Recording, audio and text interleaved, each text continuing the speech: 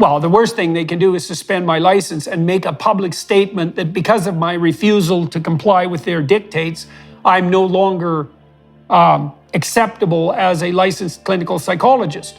And I don't want them to do that because I believe that I earned my license and am also a good advocate on the clinical front. I don't want to be in a position where faceless bureaucrats motivated by a political agenda and whatever envy and resentment they carry in their dark and nasty little hearts have the opportunity to strip me of something that I spent a decade of extremely hard work earning.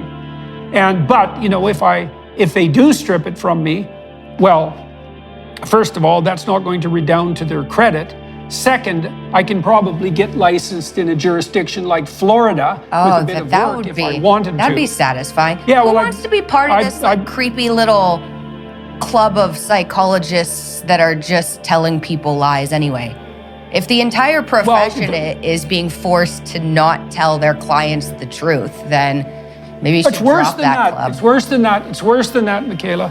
The bodies that govern the training programs for clinical psychologists in Canada, the Canadian Psychological Association, has increasingly moved to make it mandatory for universities that offer clinical psychology training to do that under the rubric of social justice or face the suspension of the accreditation of their programs. And that's also happening in medicine. Everyone listening, you bloody well better listen to this, people, because we're entering a situation where the universities themselves are required to ensure that your physicians and your psychologists are of a particular political stripe, which essentially means radically left, not just left, but radically left, like social justice, full, woke, critical racist theory, oppressive, patriarchal narrative, feminist left wing, or the institution itself will not be allowed to train physicians or psychologists.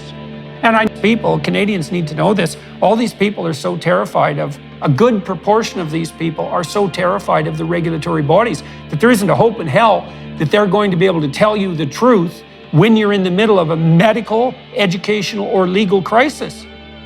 And so, and Canadians are in a real bind because, for 175 years, it was okay in Canada to basically put trust in the public institutions, educational institutions and professional colleges, and even the political parties. You knew what they stood for, and generally they played the game straight.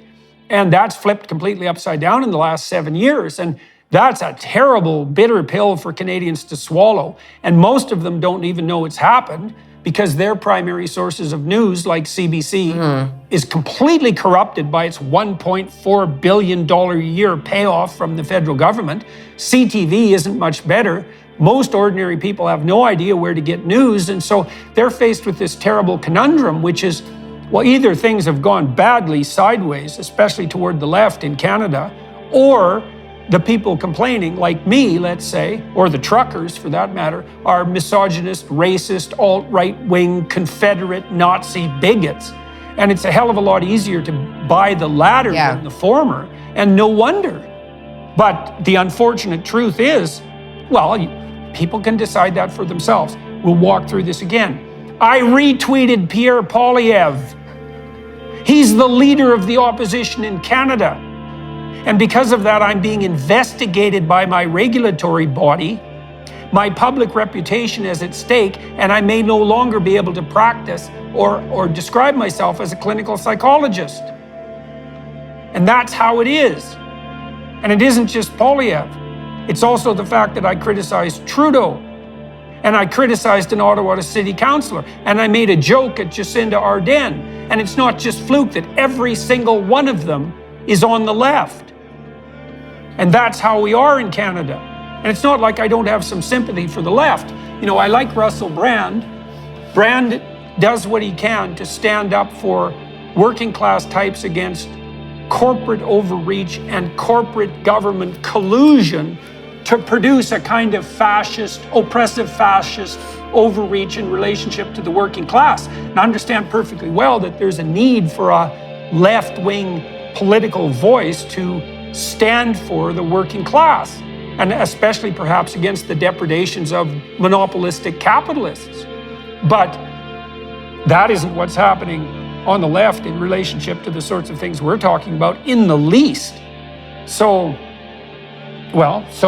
And it's going to be very hard for Canadians to wake up to this reality. I see no evidence whatsoever that they've woken up yet. Oh, not at all. Not at all, no. So we'll see what happens when we make all of this public. The next step for the college is to haul me in front of a disciplinary board and, rake me over the coals personally. And I don't imagine I'll accept their diktats when that happens. I can't imagine any circumstances under which that would occur. And then their next step is to publicly announce my refractory nature. They've already defined me as a repeat offender, by the way, highly likely to reoffend. Well, you are highly likely. That's their terminology. That seems like accurate terminology to me. Yeah, I know. Well, if the offenses are defined as saying what I think publicly, then it's pretty much certain I'm going to reoffend. But it's a hell of a terminology to be pasted with, repeat offender with a high likelihood of reoffending. Do we have a timeline about how long this is going to take? And what do you think the likelihood is that they'll take your license? Well, I don't see what choice they have, because the next thing, look, what I would like from them, because I might as well make it clear, I want every single one of them to resign and to apologize to me. Well, that's not going to happen. They can't resign. That seems highly unlikely. That seems very unlikely, and I don't know if they're going to. Well, they could resign. What if they just stopped? What if they just said, you know what?